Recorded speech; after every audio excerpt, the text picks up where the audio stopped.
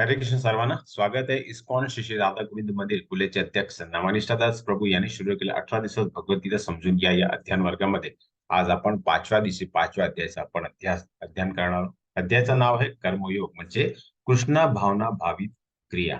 ओम अज्ञानतिमिरन्धस्य ज्ञानञ्जनशलाकया चक्षुरुमिलितं येन तस्मै श्री गुरुवे नमः. श्री चैतन्य मनोभीष्टं स्थापितं येन भूतले स्वयं रूप कदा मह्यं ददाति स्वपदान्तिकम्. वंदेहम श्री गुरु श्रीयुतपदकमलं श्री गुरु वैष्णवांच श्री रूपम सागर जातम सगण रघुनाथम तम सजीव साद्वैतम सावधूतम परिजन सहितम श्री कृष्ण चैतन्य देव श्री राधा कृष्ण पादान सगण ललिता श्री विशाखान्वितांश्च. हे कृष्ण करुणा सिंधु दीनबंधु जगतपते गोपेश गोपिका कांत राधकांत नमोस्तुते. तप्त कांचन गौरांगी राधे वृंदावनेश्वरी कृष्ण भानुसुते देवी प्रणमामि हरिप्रिय. वाञ्छाकल्पतरुभ्यश्च कृपा सिन्धुभ्य एव च पतितानां पावनेभ्यो वैष्णवेभ्यो नमो नमः. अनंत कोटि वैष्णव वृंद की जय. श्रीला प्रभुपाद की जय. श्रीमद भगवत गीता की जय. सद्गुरुदेव की जय. नमो विष्णुपदाय कृष्ण पृष्ठाय पुत्र श्रीमते जय पताका स्वामी ते नम आचार्य पद नीत कृपा प्रदाय ते गौर कथा दाम दायन ग्राम तारिणे. नमो विष्णुपदाय कृष्ण पृष्ठाय पुत्र श्रीमते भक्ति वेदांत स्वामी ते नमस्ते सरस्वती देवी गौरवाणी प्रचार निर्विशेष शून्यवादी पाश्चात्य देश तारिणी.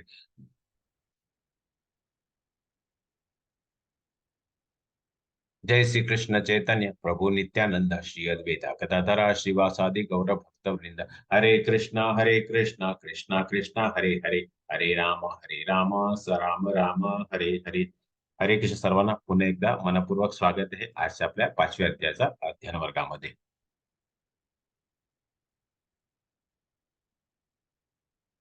हे इस्कॉन श्री श्री राधा गोविंद मंदिर कुलेचे हे आर्चविग्रह आहे. यांना मी साष्टांग दंडवत प्रणाम करून त्यांचा आशीर्वाद घेऊन आजचा अध्ययन वर्ग सुरू करतो. इस्कॉनचे संस्थापक आचार्य श्रीला प्रभुपाद यांनाही मी साष्टांग दंडवत प्रणाम करून त्यांचा आशीर्वाद घेतो. गुरु महाराज जय पताका स्वामी महाराज यांनी त्याचा आशीर्वाद घेऊन मी त्या अध्ययन वर्ग सुरू करतो.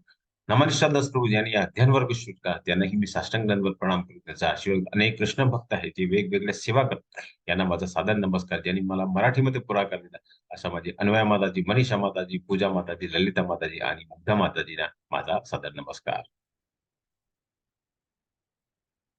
तर आपण काल चौथ्या अध्यायामध्ये कृष्णाबद्दल अतिंद्रिय ज्ञान म्हणजे एवं परंपरा म्हणजे कशी भगवद्गीता परंपरामध्ये आली असा आपण अभ्यास केला. सर्व मार्गाचे ते आणि वर्णाश्रम व्यवस्थेचे निर्माता म्हणून कृष्ण म्हणजे ये यथा मा प्रपदते. आपण चार वर्णाचे आपण आणि आश्रमाचे आपण अभ्यास केला.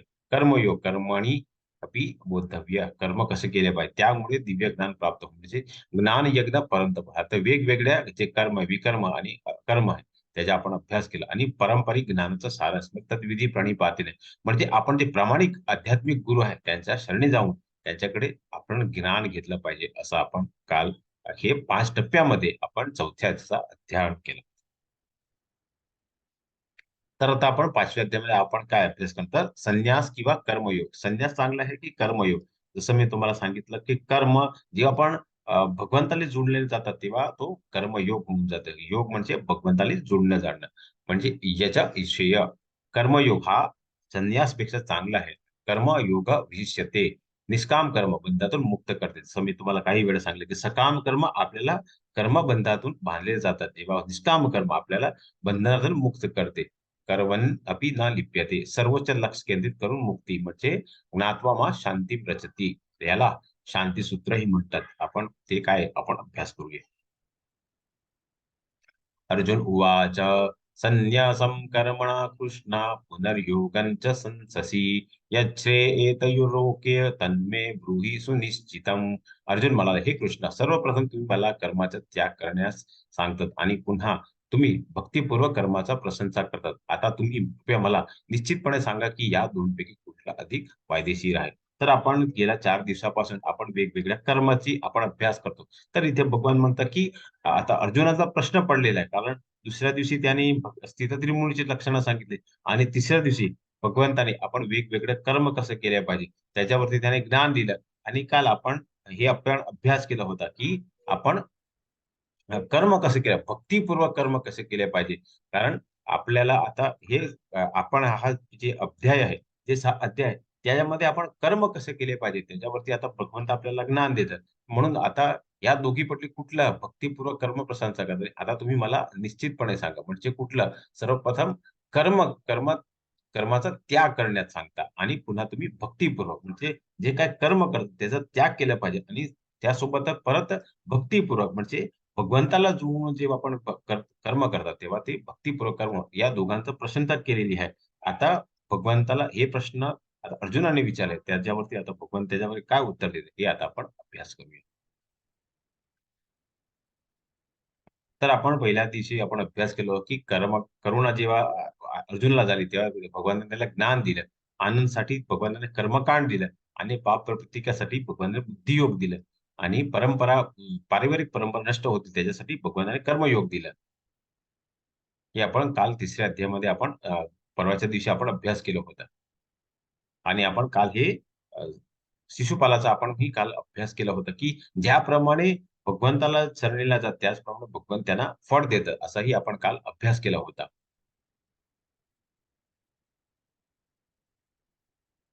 तर आता आपण अभ्यास करूया, की अर्जुनाचे गैरसमज म्हणजे कोरड्या मानसिकतेपेक्षा भक्तिसेवा उत्तम आहे. आपण दुसऱ्या अध्यायामध्ये अभ्यास केला होता, की कृष्णाने वर्णन केले आत्म्याचे ज्ञान, म्हणजे आत्मा कोण आहे? आपण दुसऱ्या अध्यायामध्ये तेही केलं, की विहित कर्तव्य स्पष्ट केले पाहिजे. आपण जे काही कर्म करतात आणि दुसऱ्या अध्यायामध्ये भगवंताने फलदायी कल्पापासून मुळे आत्माचे अडकणे आणि भक्ती सेवेद्वारा कर्मफलातून मुक्तीचे प्रतिक्रिया स्पष्ट करतात. तिसऱ्या अध्यायामध्ये आपण अभ्यास केला, की ज्ञानातली व्यक्ती सर्वश्रेष्ठ कोणतं कर्तव्य नाही हे स्पष्ट केलं आहे. आणि अध्याय 4 मध्ये आपल्याला स्पष्ट केलं आहे, की हे सर्व यज्ञाचा शेवटी ज्ञानप्राप्ती होते. सर्व कर्म यज्ञाचा प पर्यवसान दिव्य ज्ञानामध्ये होतं. आणि चौथ्या अध्यायामध्ये आपण शेवटच्या श्लोकात कृष्ण पुन्हा अर्जुनला उठून युद्ध करण्यास सांगतात. त्यामुळे अर्जुन गुंगरात पडला आहे. आणि अ, संन्यास किंवा काम करा म्हणजे युद्ध करा. हे आता आपण अ, अ, हे प्रश्न पडलेले आहे. त्याच्यावरती आता अभ्यास करूया. श्रीभगवान् उवाच संन्यासकर्मयोगश्च निःश्रेय सकार्मुको तयोस्तु कर्मसन्न्यासा सत्कर्मयोगो विशिष्यते. परमात्माने उत्तर दिलं, की कर्माचा त्याग आणि भक्ती हे 2 मुक्तीसाठी चांगले आहे. परंतु या दोघीपेक्षा पैकी भक्ती सेवेतले कार्य कर्म त्यापेक्षा श्रेष्ठ आहे.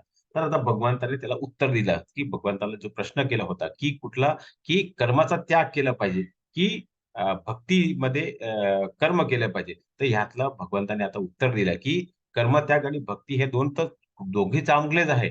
परंतु मुक्तीसाठी हे चांगले आहे. परंतु दोघांपैकी भक्तीसेवेतलं कर्म त्यागापेक्षा केव्हा आपण आपण भौतिक जगामध्ये आलेले आहे, तर आपल्याला कुठलं तर कर्म करावंच लागेल. आपल्याला कृती करावं लागेल, कार्य करावंच लागेल. आपण पण भक्ती सेवेतले जेव्हा आपण करतो, जेव्हा भगवंताला जोडून जेव्हा भगवंताला अर्पण, भगवंताची प्रीत्यार्पण जेव्हा आपण जे काय कर्म करतो, जे काही काम करतो, जे काही कांड करतो, कृती करतो, तेव्हा ते कर्मत्यागापेक्षा श्रेष्ठ आहे. असं इथे या श्लोकामध्ये भगवंताने अर्जुनाने जे शंका झाली होती, ती दूर केली. तर इथे आपण एका सुंदर नृग रागाची आपण कथा तर गेल्या 2 श्लोकामध्ये जेव्हा कर्माचा त्याग केला पाहिजे आणि भक्ती सेवेमध्ये कर्म केले पाहिजे ह्याच्यावरती आता आपण एक सुंदर कथा इथे आपण अ, बघूया. तर एका तुम्ही ज्या चित्रामध्ये बघू शकतो, तर त्या एका नृग नावाचा एक राजा होता. राजा खूपच आपल्या प्रजासाठी, आपल्या नागरिकासाठी वेगवेगळे यज्ञ करायचा. त्याची इच्छा होती, की माझे जे नागरिक आहेत, ते सदैव आपण प्रसन्न राहावे. त्यांच्या लोक कल्याणासाठी, त्यांच्या हितासाठी ते वेगवेगळे हे यज्ञ करायचा. तर एका वेळेची गोष्ट आहे. त्या दिवशी राजा नृगने एका यज्ञाचं आयोजन केलं होतं. आयोजन अ, अ, यज्ञ संपल्यावरती त्याने ब्राह्मणाला जे काही दान दक्षिणा द्यायची असते, ते त्याने सोने, चांदी वगैरे दिले आणि त्यासोबत त्याने काही गाया पण त्या ब्राह्मणाला दक्षिणा म्हणून दिली. आणि त्या ब्राह्मण जो होता त्याने आपलं जे यज्ञ पूर्ण झाल्यावरती ते आपल्याला जे काही भेट दिली, आपल्या जे जे काही दिले होते ते घेऊन आपल्या घरी गेला. तर त्या जे गाय त्याने दान दिली होती त्यातली एक गाय हे जे राजा नृग आहे त्याच्या परत राज्यामध्ये परत आली. तर दुसऱ्या दिवशी राजा नृगाने परत दुसऱ्या एका यज्ञाचं आयोजन केलं होतं. यज्ञ संपल्यावरती त्याने परत दुसरा जो ब्राह्मण आला होता त्याला हे हे सर्व दान दिलं. त्यांनी हे सर्व गाय वगैरे दिलं, हे सोने वगैरे दिलं. आणि त्यात देखील जो पहिल्या दिवशी ज्या ब्राह्मणला ते दान दिलं होतं, तर त्याला असं वाटलं की कुठेतरी माझी एक गाय कुठे निघून गेली. तो आजूबाजू सगळीकडे चौकशी करतो, पण कुठेतरी त्याला ती गाय सापडत नाही. म्हणून तो शोधत-शोधत आपल्या राजा नुटकडे येतो आणि त्याला सांगतात, की तुम्ही जे काही मला गाय दान दिली होती, त्यातली एक गाय कुठेतरी हरवली आहे, कुठेतरी निघून गेली आहे. तर तुम्हाला सापडली असेल, तर ते मला ते परत करा. तर तेव्हा तो ब्राह्मण बघतो, की जी गाय काल त्यानं दिली होती, तीच गाय आता राजा ऋक दुसऱ्या ब्राह्मणला ते गाय म्हणून दान करतात. म्हणून हे 2 ब्राह्मण तुम्ही चित्रामध्ये बघू शकता. हे 2 ब्राह्मणांमध्ये भांडण होतात, की हे गाय माझी आहे. तो म्हणतो मला दान दिलेली आहे आणि असं ते दोघांमध्ये भांडणं होतात. म्हणून जो पहिला ब्राह्मण ज्याची गाय पडून आली होती, तो राजा नुकला फार शिव्या देतो, की तू यज्ञ खूप चांगला करतो. पण तुझी जी इच्छा आहे, तुझी जे काही कल्पना आहे दान करायची, त्याच्यामध्ये मला शंका आहे. कारण तू चांगला असा राजा नाही, तू चांगलं दान करत नाही, असं त्याला शिव्या देतो, तो निघून जातो.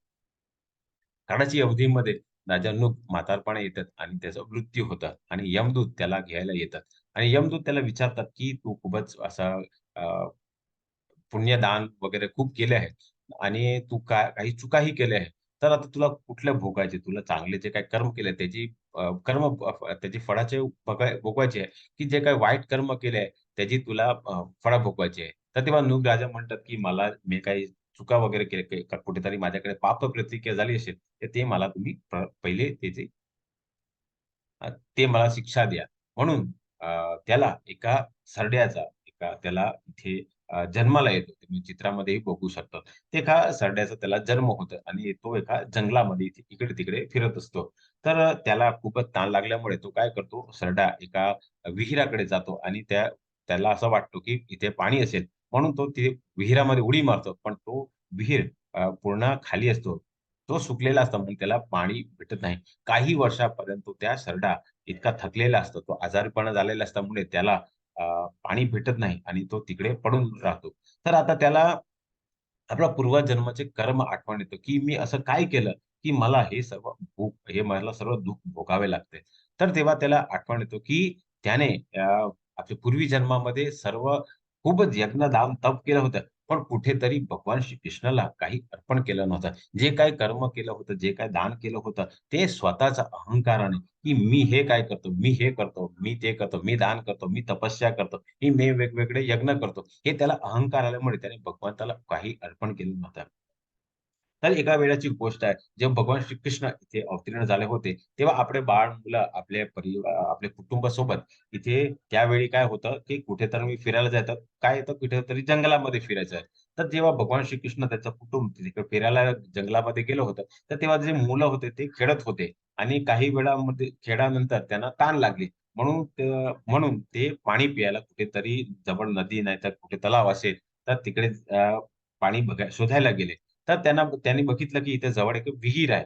तर त्यांनी बघितलं आतमध्ये तर जे कृष्णाचे मुलं होते बघितलं की विहिरामध्ये पाणी नाही, पण कुठेतरी एक सरडा पडलेला आहे. म्हणून ते धावत गेले आणि आपल्या कृष्णाला सांगितलं की तिथे एका सरडा पडलेला आहे आणि ते खूप आजारी आहे. त्याने भगवंताच्या मुलांनीही प्रयत्न केला त्यांना बाहेर काढायला, पण कुठेतरी त्यांना यश भेटलं नाही. म्हणून भगवान श्रीकृष्णाला ते बोलावतात आणि इथे तुम्ही चित्रामध्ये बघतात की जेव्हा भगवान श्रीकृष्ण तेव्हा ते आपल्या डाव्या हातामध्ये हात लावून त्या सरडाला बाहेर काढतात आणि सरडा तो आपला जो पूर्वजन्मामध्ये राजा होता, त्या स्वरूपामध्ये परत आपल्या समोर प्रकट होतं आणि तेव्हा त्यांनी जे काही जन्मामध्ये जे काही कर्म केले होते, जे काही यज्ञ तपस्या केली होती, ते सर्व सांगतो आणि तेव्हा त्याला आठवण येतो, की हे सर्व काय जे मी केलं होते, ते कुठेतरी भगवंताला मी अर्पण नव्हतं केलं. म्हणून मला हे जे कर्माचं फळ भोगावे लागले.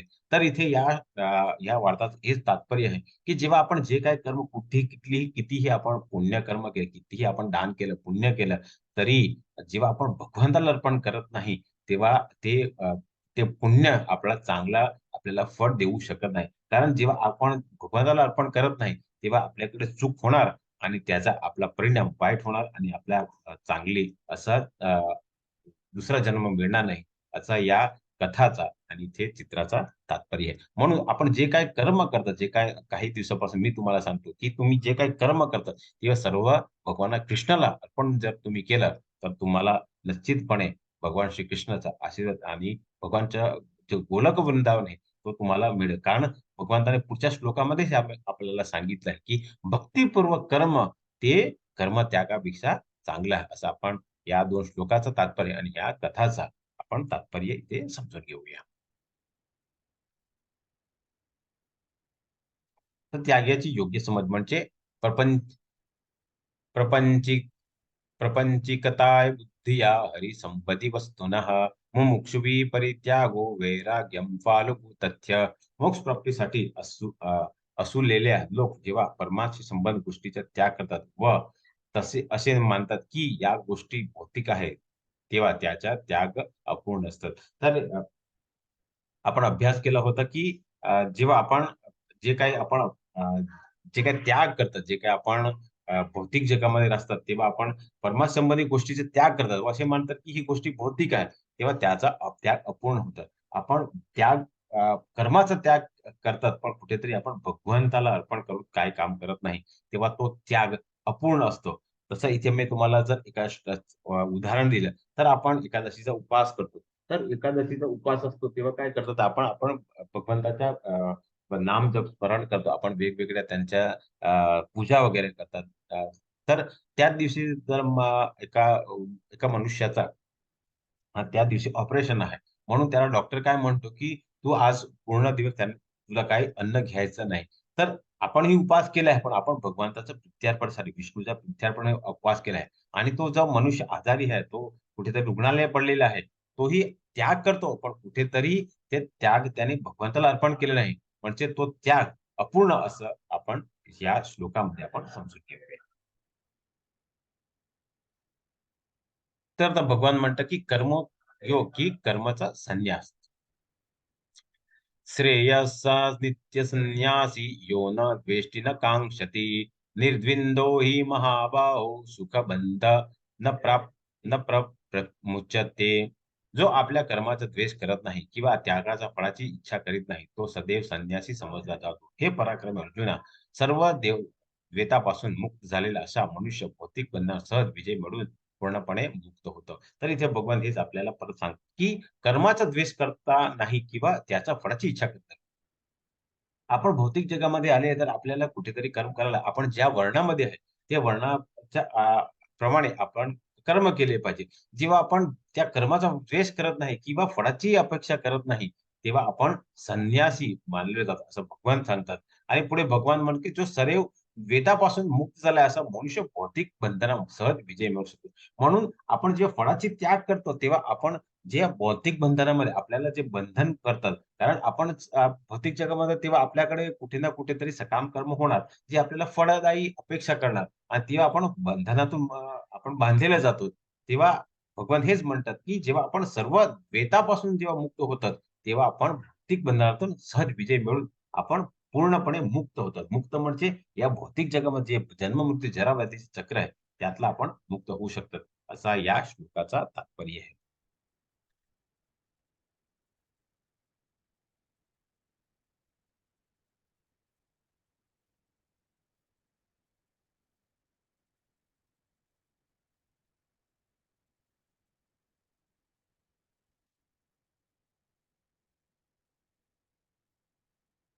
तर इथे आपण आता सुंदर असा हरिदास ठाकूरची आपण कथा आपण बघूया. तर हरिदास ठाकूर एका मुस्लिम कुटुंबामध्ये जन्माला आले होते. पण त्यांची कृष्ण भावनामध्ये खूपच असक्तीमुळे ते रोज 190च्या वरती रोज माळा करायचे. तर तिकडचे जे काजी होते त्यांना वाटलं, की जर हरिदास ठाकूर जे रोज जप करतात, हरिनाम ना जप करतात, ते जर आणखीन जर ते चांगल्या प्रकारे केलं, तर आमचे जे समाजाचे काही जे बंधू आहेत, तेही त्या कुटुंबामध्ये निघून जाणार आणि आपला समाजाचं पतन होणार. म्हणून ते काय करतात, एका वेश्या स्त्रीला तयार करतात. आणि त्याला सांगतात, की "तू त्याचं पतन कर. त्याचा जे काही तो यज्ञ करतो, जो जप करतो, त्याच्यामध्ये कुठेतरी तू अडखळी आड आणि त्याचा हे भंग कर." म्हणून ती स्त्री एका तुम्ही चित्रामध्ये बघू शकता. हरिदास ठाकूरच्या समोर एक सुंदर स्त्री येऊन उभी राहते. ती संध्याकाळी येते, वाट बघते की केव्हा हा जप यज्ञ पूर्ण होतं, मी त्याला प्रश्न विचारू. तर ती संध्याकाळी येते, रात्री होते, दुसरा दिवस उगतो, ती आपल्या घरी जाते. दुसऱ्या दिवशी परत ती नटून-थटून परत दुसऱ्या दिवशी येते, संध्याकाळी येते, रात्री जाते, दुसऱ्याचा परत तिसरा दिवस उगतो. परत ती घरी जाते, तिसऱ्या दिवशी परत ती नटून-थटून येते, परत तिसऱ्या दिवशी समोर राहते आणि आता त्याने आता त्याचा आता हे कमी झालेलं आहे. आता म्हणून ती विचार करते, ती विचारते हरिदास ठाकूरला, की मी 3 दिवसापासून नटून-थटून येते. माझं जे रूप आहे त्याच्यासाठी किती लोक माझ्या पाठीमागे पडलेले. पण असं का कर्म करतं? कसं काय कार्य आहे? असं काय जप आहे, की जे माझ्या सुंदरतेपेक्षाही चांगलं आहे? तर तेव्हा हरिदास ठाकूर म्हणतात, "मी हेच तुझ्या प्रश्नाची वाट बघत होता, की जे हे काही यज्ञ आहे, तर हे यज्ञाचीच मी वाट बघत होतो, की तू कधी हा प्रश्न विचार." तेव्हा हरिदास ठाकूर त्यांना म्हणतात, "हे हरिनाम जप आहे. तर तुला पण जर ह्या जपचा महिमा काय आहे? तर त्याच्यासाठी तुलाही काही त्याग करावा लागेल." तर ही विचारते, "काय त्याग करावा लागेल?" तेव्हा हरिदास ठाकूर म्हणतात, "हे तुझे खूप चांगलं वस्त्र धारण केलं आहे, त्याचा त्याग करावा लागेल. तुझे चांगले केस आहेत, त्याचा त्याग करावा लागेल. तू जे काही आभूषण टाकलेले आहेत, त्याच्यामध्ये बांगड्या, सोन्याच्या बांगड्या, अंगठ्या, हे सर्व हार आहेत गळ्यामध्ये, हे सर्व त्याग केला पाहिजे. तेव्हाच मी तुला हे काय आहे ते मी तुला सांगते." तर दुसऱ्या दिवशी हे सर्व त्याग करून हरिदास ठाकूरकडे जाते आणि हरिदास ठाकूर त्यांना असं हे चांगलं हरिनाम जप कसं करायचं त्याच्यावरती त्यांना खूपच चांगलं असं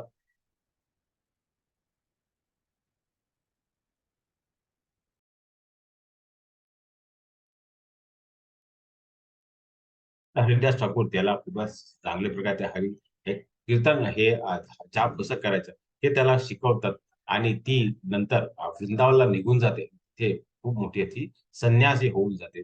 तर इथे या चित्राचं हेच तात्पर्य आहे, की जेव्हा आपण कर्माचा आपण त्याग केला नको, पण आपण भक्तिपूर्वक हे कर्म केले पाहिजे. असं इथे या चित्राचा अ, कथा आहे. पुढे भगवान म्हणतात, "ब्रह्मणा यध्याय कर्माणि संगत्याग करोति यः लिप्यते न स पापेन पद्मपत्रमिवाम्भसः." जो मनुष्य आसक्तीशिवाय आपले कर्तव्य करतो, परमात्माला समर्पण करतो, त्याच्यावर पाप कर्माचे प्रभाव पडत नाही. जसे कमळाच्या पानाला पाण्याचा स्पर्श होत नाही. जसं मी तुम्हाला सांगितलं, की जेव्हा आपण विहित कर्म तर केलंच पाहिजे. कुठेतरी आपण द्वेष न करता आपण जेव्हा कर्म करतो, तेव्हा नक्की आपण आपण भगवंत योगी म्हणून सांगितले आहे. तर इथे भगवान म्हणतात, की जो मनुष्य आसक्तीशिवाय आपलं कर्तव्य करतो. कारण कुठल्याही काम आपण जे काही आपलं भौतिक जगामध्ये आपण जे वर्णामध्ये आहे, तेव्हा आपल्या कुठेतरी आपलं जे काही वर्णामध्ये आहे, ते आपलं कर्तव्य म्हणून कर्म केलं पाहिजे. आणि जेव्हा आपण जे काही कर्तव्य करतो, तो परमात्म्याला समर्पण करतो. त्याच्यावरती पाप कर्माचे प्रभाव पडतात. म्हणजे आपण कुठे जे काही वर्णामध्ये आहे, ते कर्म करतात.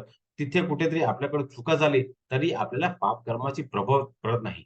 जसं इथे तुम्ही चित्रामध्ये बघू शकता, की जसा कमळाच्या पानाला पाण्याचा स्पर्श होत नाही. तर इथे यास म्हणजे आपणही जेव्हा आपण जे काही आपण वर्णामध्ये असतो, ज्याप्रमाणे आपण कर्म करतो, तेव्हा आपल्याला पाप प्रतिक्रिया लागत नाही. जसं इथे कमळाच्या पानाला पाण्याचा स्पर्श होत नाही. म्हणजे आपल्याला पाप प्रतिक्रिया लागणार नाही. जे वर्णामध्ये आपण असतात, त्याचप्रमाणे जर आपण कर्म केलं, तर आपणही या जसं कमळाला पानाला पाणी लागत नाही, तसं आपल्याला पापाची प्रतिक्रिया लागणार नाही. असा या श्लोकाचा तात्पर्य आहे.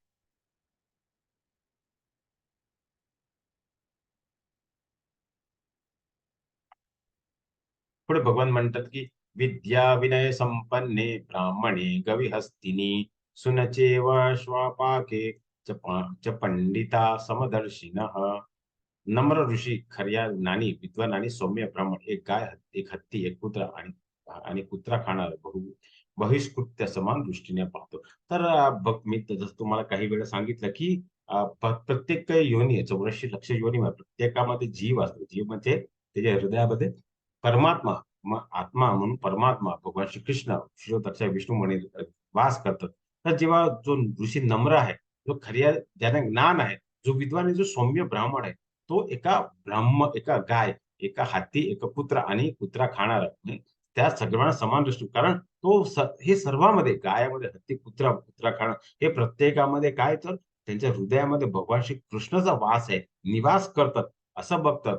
असा त्याला खरा तो समादृष्टीने पाहतो. असं तो नम्र ऋषी आहे, ज्याच्याकडे ज्ञान आहे, जो विद्वान आहे, असं ब्राह्मणला या श्लोकामध्ये वर्णन केलेलं आहे.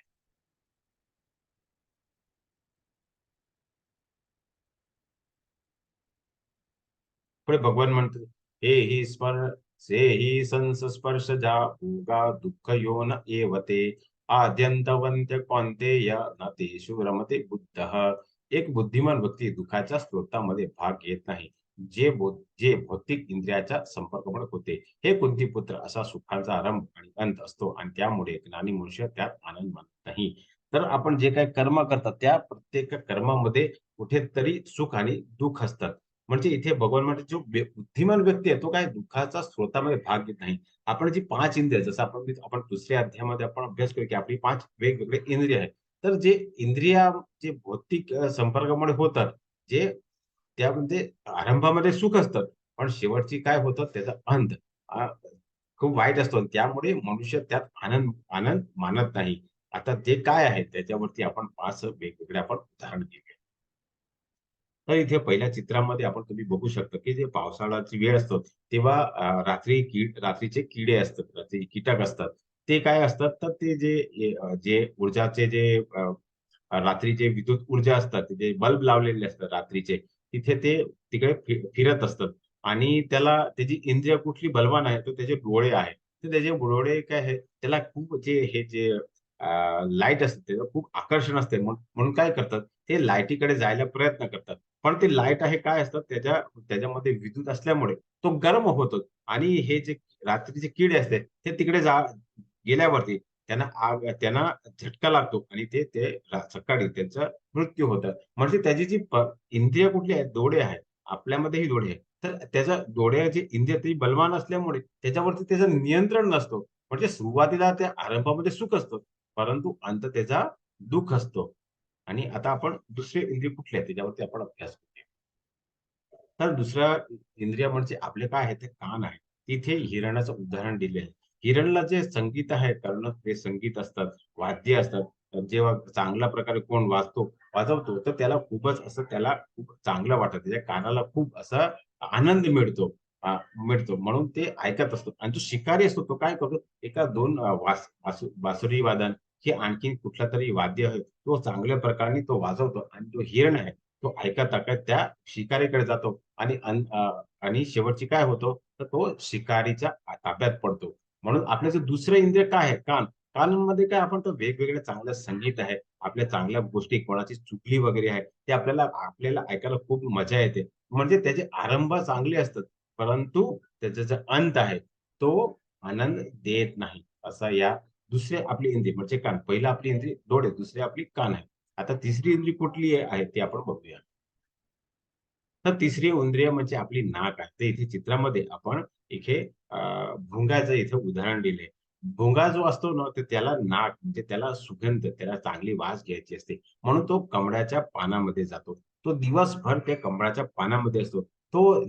त्या वासामध्ये इतका अ, इंद्रिय तृप्तीमध्ये इतका तो गुंतलेला असतो, की त्याला संध्याकाळी कधी होऊन जातं आणि हे पान कधी हे बंद होऊन जातात. ते त्याला कळत नाही. म्हणून जेव्हा ते पानं बंद होऊन जाते, म्हणजे फूल जेव्हा बंद होऊन जातं त्याचे जे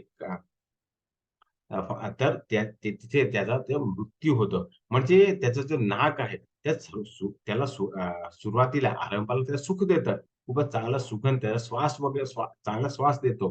परंतु अंतमध्ये त्या मृत्यूचा त्याचं कारण होतं. म्हणजे आपल्यामध्ये नाक आहे. आपल्यामध्येही वेगवेगळ्या चांगल्या सुगंध घ्यायची आपल्याला खूप तीव्र इच्छा असते.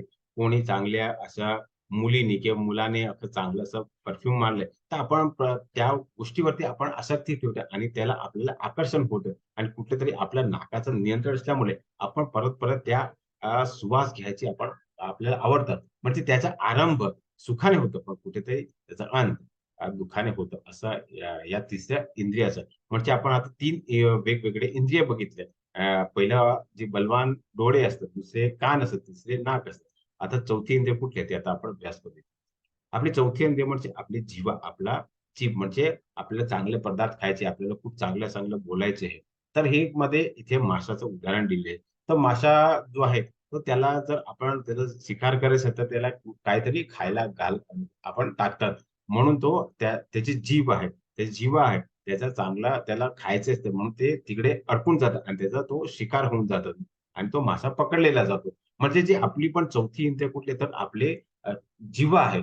तर जेव्हा जिव्हावरती आपलं नियंत्रण असतं तेव्हा आरंभ सुखाने होतो, परंतु अंत म्हणजे त्याचं मृत्यूचं कारण होतं. म्हणजे जेव्हा आपल्या जीवावरती जेव्हा नियंत्रण असतो, तेव्हा आपणही आपल्याला मृत्यूचं कारण होऊ शकतं. असं आहे आपलं चौथे इंद्रिय. तर 5वी इंद्रिय कुठली आहे? तर 5वी इंद्रिय आपली त्वचा आहे, आपला स्पर्श आहे. तर इथे चित्रामध्ये तुम्ही बघू शकता, की एका हातीचा दिलेला आहे. तर जो हाती असतो, त्याला जो मादा हाती असते, त्याला भोगायचे, त्याची इंद्रिय तृप्तीसाठी भोगायची खूप इच्छा असतात. तर ज्यांना हातीचा शिकार करायचं असतं, ते काय करतात, जे मादा हाती असतात, त्याला प्रशिक्षण करतात, की ते जंगलामध्ये असं त्याला धावतात, की एका मोठा खड्डे असतात. त्याच्यावरती पानं वगैरे टाकले असतील. जी मादा हत्ती असते, त्याला ती त्याला त्याला त्याला इंद्रिय भोगासाठी त्याला उत्तेजित करते आणि तो जमणार हाती आहे, तो त्याच्या पाठी-पाठीमागे भागतो. पण त्याला जे मादा हाती असते त्याला प्रशिक्षण केल्यामुळे ती बाजूमध्ये निघून जाते. पण तो हाती त्या इंद्रिय तृप्तीसाठी खूपच असा आसक्त झाल्यामुळे तो त्या जातो आणि तो खड्ड्यामध्ये पडून तिथे त्याचा शिकार होऊन जाते. म्हणजे आपण जे आपल्यामध्ये 5 वेगवेगळ्या इंद्रिय आहेत. म्हणजे आपले जे डोळे आहेत, कान आहे, नाक आहे, जीभ आहे आणि स्पर्श म्हणजे आपल्यामध्येही इंद्रिय तृप्ती, इंद्रिय भोगायची खूप इच्छामुळे आपणही आरंभ सुखाने असतो, परंतु कुठेतरी त्याचा अंत दुःखाचा कारण होतं.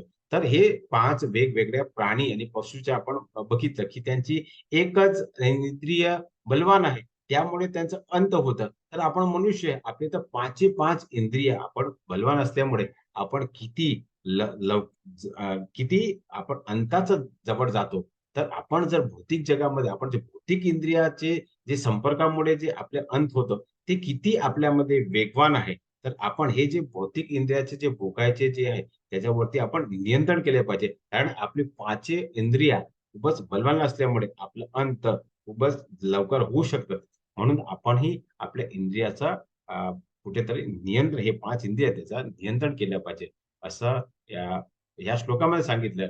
म्हणून भगवान म्हणतात, की ज्याने ह्या 5 इंद्रिय जे भौतिक इंद्रियाचा जे संपर्कामुळे ज्याला आनंद होतो आणि त्याचा अंत होतो, ते ज्यांना मनुष्याला माहीत आहे, तो यामध्ये आनंद घेत नाही, असं या श्लोकाचं तात्पर्य आहे. इथे तुम्ही ह्या चित्रामध्येही दिलेलं आहे, की काही लोकांना पैशांचे असतं. मग काही लोक पूर्ण करतात. काही लोकांना पैसे जमायचे, काही लोकांना वेगवेगळ्या स्त्रीला भोगवायची आहे. हे सर्व काय आहे? हे सर्व भौतिक इंद्रियाचे सुरुवात, आरंभ सुखाने होतो, पण अंत त्याचा मृत्यूचं कारण होतं.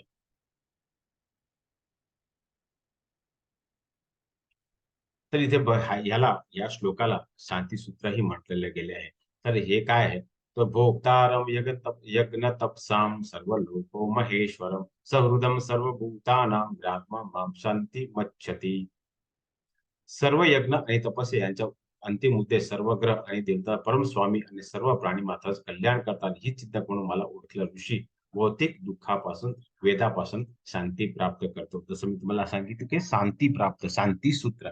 म्हणजे जेव्हा आपण जे काही यज्ञ करतो, जे काही आपण तपस्या करतात, त्याचा अंतिम उद्देश काय आहे?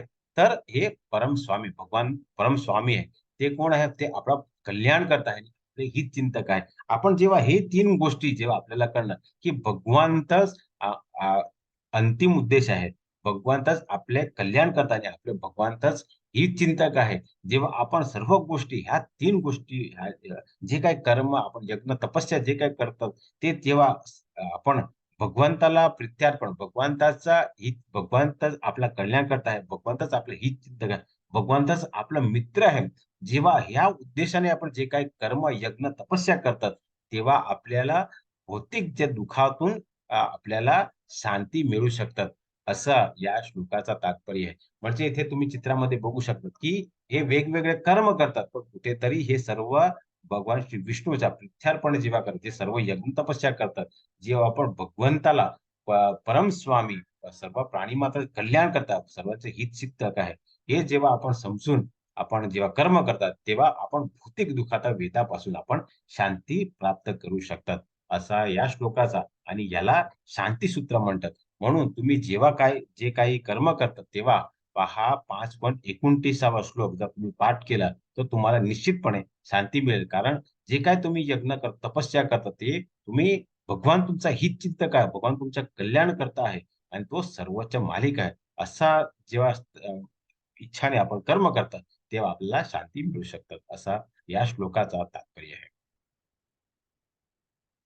इथेच आपला हा 5वा अध्याय इथे पूर्ण होतो.